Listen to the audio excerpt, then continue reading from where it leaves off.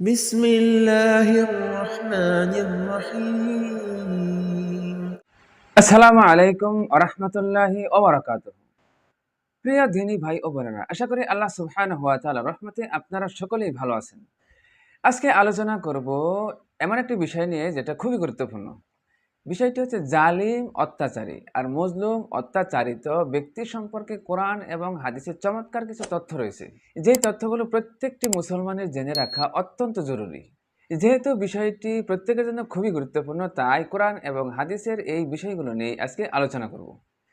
চলো তাহলে জেনে নেই হাদিস এবং কোরআনের মধ্যে অত্যাচারী জালিমদের সম্পর্কে আর মজলুমদের সম্পর্কে কি বলা হয়েছে। প্রথমে হাদিসগুলো জেনে নেব, এরপর কোরআন কারীমের মধ্যে কি বলা হয়েছে তা আমরা জেনে নেব। মেশকাত শরীফের 4896 নং হাদিসের মধ্যে বলা হয়েছে, হযরত ইবনে ওমর রাদিয়াল্লাহু তাআলা আনহু থেকে বর্ণিত, তিনি বলেন, রাসূল করিম সাল্লাল্লাহু আলাইহি ওয়াসাল্লাম বলেছেন, আয-যুলমু যুলমাতু ইয়াউমাল কিয়ামাহ, জুলুম কিয়ামতের দিন অন্ধকার আকার ধারণ করবে। অর্থাৎ দুনিয়াতে কেউ যদি কারো উপর জুলুম করে, তাহলে কিয়ামতের দিন সেই জুলুমটা অন্ধকার আকার ধারণ করবে। অর্থাৎ পুলসিরাত পার হওয়ার সময় সে অন্ধকারের মধ্যে পড়ে যাবে। আল্লাহ সুবহানাহু ওয়া তাআলা জালিমদেরকে এত দীর্ঘ সময় দেয় কেন? এদেরকে অত্যাচার করার সুযোগ দেয় কেন? মিশকাত শরীফ 4897 নং হাদিসের মধ্যে বলা হয়েছে, হযরত আবু মুসা রাদিয়াল্লাহু তাআলা আনহু থেকে বর্ণিত, তিনি বলেন, রাসূল করিম সাল্লাল্লাহু আলাইহি ওয়াসাল্লাম বলেছেন, আল্লাহ সুবহানাহু ওয়া তাআলা অত্যাচারী ব্যক্তিকে, জালিমদেরকে আল্লাহ তাআলা ঢিল দিতে থাকেন, অবকাশ দিতে থাকেন। অতঃপর আল্লাহ সুবহানাহু ওয়া তাআলা তাকে এমন ভাবে পাকড়াও করেন যে সে তখন আর আল্লাহ সুবহানাহু ওয়া তাআলার হাত থেকে ছুটে যেতে পারে না। তার মানে হচ্ছে, যখন অত্যাচারী ব্যক্তি অত্যাচার করার জন্য সিদ্ধান্ত করেই ফেলে, তখন আল্লাহ সুবহানাহু ওয়া তাআলা তার এই কাজে তাকে আল্লাহ তাআলা ঢিল দেন, সহযোগিতা করেন, ছাড় দেন।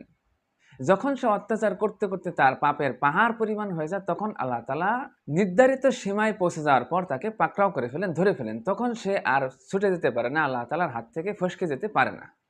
তাছাড়া মিশকাত শরীফ 4907 নং হাদিসের মধ্যে বলা হয়েছে, হযরত আলী রাদিয়াল্লাহু তাআলা আনহু থেকে বর্ণিত, তিনি বলেন, রাসূল করিম সাল্লাল্লাহু আলাইহি ওয়াসাল্লাম বলেছেন, হে আলী, তুমি মজলুম ব্যক্তির বদদোয়া থেকে নিজেকে রক্ষা করো।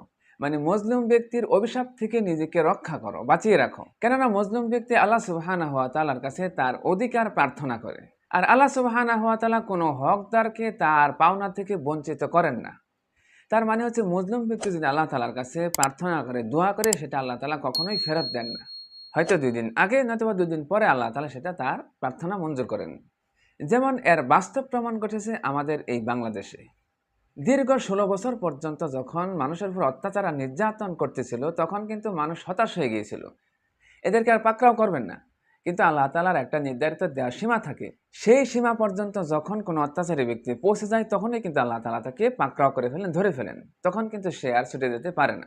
আমাদের বাংলাদেশে দেখেন, দীর্ঘ 16 বছর পর্যন্ত মানুষের উপর যারা অত্যাচার করলো, নির্যাতন করলো, আল্লাহ তাআলা হঠাৎ করে তাদেরকে এমনভাবে পাকড়াও করলেন যে তারা লাঞ্ছিত এবং নিন্দিত, ধিক্কৃত, অভিশাপ নিয়ে তারা দেশ থেকে পালিয়ে যেতে বাধ্য হয়েছে। সুতরাং কোনো মুমিনের হতাশ হওয়া উচিত হবে না যে আল্লাহ তাআলা তার প্রার্থনা মঞ্জুর করবেন না। অবশ্যই মজলুমের দোয়া আল্লাহ সুবহানাহু ওয়া তাআলা মঞ্জুর করেন, প্রার্থনা কবুল করেন।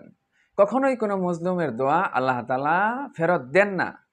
তাই জুলুম এবং অত্যাচার থেকে সতর্ক করার জন্য রাসূল করিম সাল্লাল্লাহু আলাইহি ওয়াসাল্লাম আমাদেরকে একটি বিশেষ সংকেত দিয়েছেন।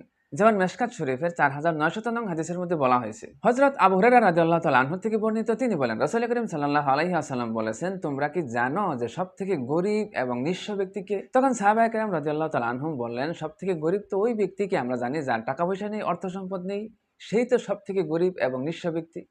তখন রাসূল করিম সাল্লাল্লাহু আলাইহি ওয়াসাল্লাম বলেন, না, সে ব্যক্তি নয়, বরং সে ব্যক্তি সবথেকে গরীব যিনি কিয়ামতের দিন নামাজ, রোজা, হজ, যাকাত সহ অনেক নেক আমল নিয়ে উপস্থিত হবে এবং সাথে এমন কিছু পাওনাদার নিয়ে উপস্থিত হবে যাদেরকে সে থাপ্পড় মেরেছিল, কাউকে হত্যা করেছিল, কাউকে গালি দিয়েছিল, কারো হক নষ্ট করেছিল। এরকম অনেক ব্যক্তিদের নিয়ে সে উপস্থিত হবে। অতঃপর তার নেক আমল থেকে এই পাওনাদারকে নেক আমল দিয়ে দেওয়া হবে। অবশেষে এমন অবস্থা হবে যে দিতে দিতে তার সমস্ত নেক আমল শেষ হয়ে যাবে। এরপর তার কাছে আর কোনো নেক আমল থাকবে না, অথচ তখনও তার পাওনাদার আরও বাকি থেকে যাবে। তখন আল্লাহ সুবহানাহু ওয়া তাআলা সেই পাওনাদারদের পাপগুলো, অন্যায়গুলো সেই জালিম ব্যক্তির ঘাড়ে চাপিয়ে দেবেন এবং তাকে জাহান্নামে নিক্ষেপ করবেন। রাসূল সাল্লাল্লাহু আলাইহি সাল্লাম বলেন, এই ব্যক্তি হলো সবথেকে নিঃস্ব এবং সবথেকে গরীব। অতএব পৃথিবীতে কেউ যদি কারো উপর জুলুম করে থাকে, সেটা হোক ছোট জুলুম অথবা হোক বড়, যেটাই হোক না কেন আল্লাহ সুবহানাহু ওয়া তাআলা কিন্তু কিয়ামতের দিন তার পাওনাদারকে অবশ্যই সেটা আল্লাহ বুঝিয়ে দিবেন। যেমন সর্বশেষ যে হাদিসটি বলবো সেটা হচ্ছে মিশকাত শরীফ 4901 নং হাদিস। হযরত আবু হুরায়রা রাদিয়াল্লাহু তাআলা আনহু থেকে বর্ণিত, তিনি বলেন রাসূল করিম সাল্লাল্লাহু আলাইহি ওয়াসাল্লাম বলেছেন, কিয়ামতের দিন হকদারের হক আদায় করে দেয়া হবে। এমনকি যে বকরির শিং নেই তার জন্য শিংওয়ালা বকরি থেকে পাওনা আদায় করে দেয়া হবে। তার মানে হচ্ছে দুনিয়াতে যে বকরিটার শিং ছিল সে একটা শিংবিহীন বকরিকে আঘাত করেছিল। কিয়ামতের দিন সেই শিংওয়ালা বকরির থেকে যার শিং নেই তার হক আদায় করে দেয়া হবে। তার মানে দুনিয়াতে সে তাকে যতটুকু আঘাত করেছিল কিয়ামতের মাঠেও তাকে ততটুকু আঘাত করানো হবে। এইভাবে আল্লাহ সুবহানাহু ওয়া তাআলা হকদারের হক আদায় করে দিবেন। অতএব প্রত্যেকটি মুসলমানের উচিত হলো জুলুম করার সময় সাবধান। ছোট একটা জুলুম করলেও কিন্তু কিয়ামতের মাঠে সেটা কিন্তু আল্লাহ সুবহানাহু ওয়া তাআলা পাওনাদারকে আদায় করে দিবেন এবং জালিম ব্যক্তি মহা বিপদের মধ্যে পতিত হবেন। এখন আমরা জেনে নেব কোরআনে কারিমের মধ্যে জুলুম সম্পর্কে, জালিমদের সম্পর্কে আল্লাহ তাআলা কি বলেছেন। যেমন প্রথমে যে আয়াতটি উল্লেখ করে সেটা হচ্ছে সূরাতুল মুমিনের 18 নং আয়াতের শেষ অংশ।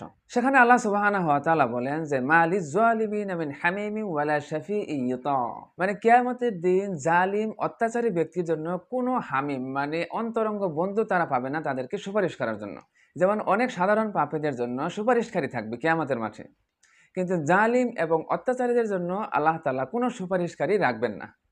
যারা দুনিয়াতে মানুষের উপর অত্যাচার করেছে, অন্যায় করেছে, জুলুম করেছে, এদের জন্য কিয়ামতের মাঠে কোনো সুপারিশকারী পাবে না, কোনো সুপারিশকারী তাদের জন্য সুপারিশ করবে না। তাছাড়া সূরাতুল জুমারের 24 নং আয়াতের মধ্যে বলা হয়েছে কিয়ামতের দিন অত্যাচারী যারা, জালিম যারা, তারা যখন জাহান্নামে যাবে তখন তাদের মুখের মধ্যে আগুন দেওয়া হবে আর তারা সেই মুখ দ্বারা আগুনকে ঠেকাতে চাইবে।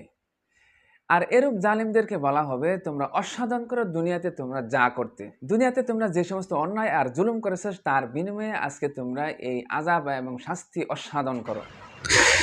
তাছাড়া মিশকাত শরীফ 4908 নং হাদিসের মধ্যে বলা হয়েছে হযরত আউস ইবনে শুরাহবিল রাদিয়াল্লাহু তাআলা আনহু থেকে বর্ণিত, তিনি বলেন রাসূল করিম সাল্লাল্লাহু আলাইহি ওয়াসাল্লাম বলেছেন যে ব্যক্তি অত্যাচারীর সাথে এই উদ্দেশ্যে চলে যে সে তার শক্তি বৃদ্ধি করবে আর এটা সে জানে যে সে জুলুমকারী, তবে সে ব্যক্তি ইসলাম থেকে সম্পূর্ণ বের হয়ে গেল। অর্থাৎ কোনো একজন ব্যক্তি অত্যাচারী এটা জানার পরেও যদি সে তাকে সহযোগিতা করে তাহলে সেই ব্যক্তি ইসলাম থেকে সম্পূর্ণ বের হয়ে গেল, তার মধ্যে সে আর মুসলিম থাকতে পারলো না। সুতরাং আমাদেরকে সাবধান থাকতে হবে যে কোনো ব্যক্তি যদি জালিম হয় তাহলে অবশ্যই আমরা তাকে কোনো প্রকার সাহায্য সহযোগিতা করব না। তাছাড়া সূরাতুল ইমরান 21 নং আয়াতের মধ্যে বলা হয়েছে যারা আল্লাহ সুবহানাহু ওয়া তাআলার নিদর্শনাবলীকে অস্বীকার করে আর অন্যায়ভাবে পয়গম্বরদেরকে হত্যা করে, আর তাদেরকে হত্যা করে যারা মানুষকে ন্যায়ের পথে আহ্বান করে, ন্যায়ের দিকে মানুষকে ডাকে, তাদেরকে হত্যা করে, তাদেরকে আপনি বেদনাদায়ক শাস্তির সুসংবাদ দিন। এখন দেখেন এই আয়াতের মধ্যে তিনটা বিষয় উল্লেখ করেছে। একটা হচ্ছে যারা আল্লাহ তাআলার বিধানকে অস্বীকার করে, পয়গম্বরদেরকে হত্যা করে, আর যারা মানুষকে আল্লাহ তাআলার দিকে ডাকে, হকের পথে ডাকে, তাদেরকে হত্যা করে। এই সমস্ত ব্যক্তিদের জন্য কঠিন শাস্তি আল্লাহ তাআলা প্রস্তুত করে রেখেছেন। এই আয়াতটির সাথে যদি আমাদের দেশের পরিস্থিতি মেলান তাহলে ইতিমধ্যেই যারা ক্ষমতাচ্যুত হলেন এরা মানুষকে এমনভাবে হত্যা করেছে, যে মানুষগুলোকে হত্যা করেছে এরা সবাই ছিল ভালো মানুষের কাতারে। যারা সাধারণ জীবনযাপন করতো, মানুষকে আল্লাহ তাআলার পথে, ন্যায়ের পথে ডাকতো, এই সমস্ত ভালো ভালো লোকগুলো কিন্তু ধরে ধরে এরা হত্যা করেছে, এরা নির্যাতন করেছে। আর এভাবে জুলুম করতে করতে যখন তারা আল্লাহ তাআলা নির্ধারিত সীমায় পৌঁছে গেল, এখন আল্লাহ সুবহানাহু ওয়া তাআলা তাদেরকে পাকড়াও করে ফেলেছেন, ধরে ফেলেছেন। আর তারা এখন দুনিয়াতেও লাঞ্ছিত হয়েছে আর পরকালের কঠিন শাস্তিতে তাদের জন্য রয়ে গেছে। আর এদের সম্পর্কে সূরাতুল ইমরানের 22 নং আয়াতে আল্লাহ তাআলা বলেন এরা হচ্ছে সেই সমস্ত লোক যাদের আমলগুলো দুনিয়া এবং আখিরাত উভয় জগতে বিনষ্ট হয়ে গেছে, পক্ষান্তরে তাদের জন্য কোনো সাহায্যকারীও নেই। এখানে তাদের আমলগুলো দুনিয়া আখিরাতে বিনষ্ট হওয়ার মানে হচ্ছে তারা যে সমস্ত মাঝে মাঝে কিছু ভালো কাজ করেছে, তার মানে তারা যে সমস্ত ভালো কাজগুলো করেছে এই ভালো কাজগুলো দুনিয়াতেই বিনষ্ট হয়ে গেছে এবং আখিরাতেও এগুলো বিনষ্ট হয়ে গেছে। আর তাদের জন্য পরকালে কোনো সাহায্যকারী থাকবে না, এদেরকে জাহান্নামের কঠিন শাস্তি অসাধন করানো হবে। এটা হচ্ছে জালিমের পরিণতি। আর মজলুমের বদদোয়া যে আল্লাহ সুবহানাহু ওয়া তাআলা ফেরত দেন না তার প্রমাণ কিন্তু আমরা এখন সচক্ষে দেখতে পারলাম। অনেক মানুষ কিন্তু হতাশ হয়ে গিয়েছিল আল্লাহ তাআলা হয়তোবা মজলুমের দোয়া শুনবেন না, কিন্তু আল্লাহ তাআলার একটা নির্ধারিত সীমা থাকে, সেই সময় কিন্তু আল্লাহ তাআলা জালিমকে পাকড়াও করেন, ধরে ফেলেন। তো প্রিয় দিনী ভাই ও বোনেরা, আমরা সাবধান থাকবো আমার দ্বারা যেন কোনো ব্যক্তি জুলুমের শিকার না হয়। তো আজকের মতো এখানে শেষ করছি। ভিডিওটিতে অনুগ্রহ করে একটি লাইক দিবেন আর বন্ধুদের মাঝে অবশ্যই শেয়ার করে ছড়িয়ে দিবেন। আসসালামু আলাইকুম ওয়া রাহমাতুল্লাহি ওয়া বারাকাতুহু।